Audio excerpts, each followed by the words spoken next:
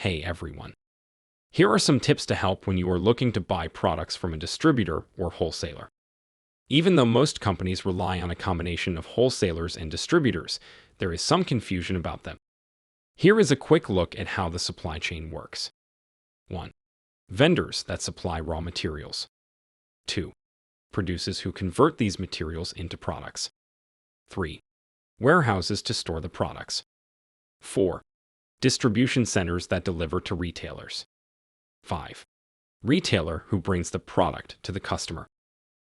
A distributor is a person or entity that keeps in touch with the manufacturer of products, while a wholesaler is someone who is able to sell products to retailers in bulk.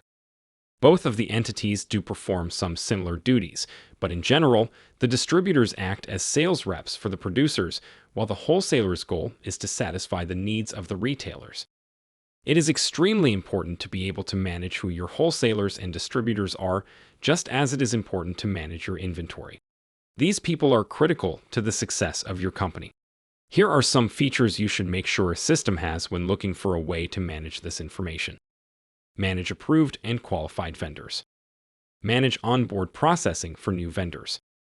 Host reliable data regarding qualifications, locations, pricing, and vendor tiers, preferred, etc.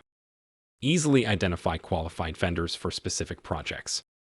Enable restricted access for vendors to submit their own bids. Manage communication with vendors, sending of bids, etc. Create contracts within the application and have vendors place bids. Manage the procurement process, tracking market rates per vendor, etc. For more tips and information, check out the links below.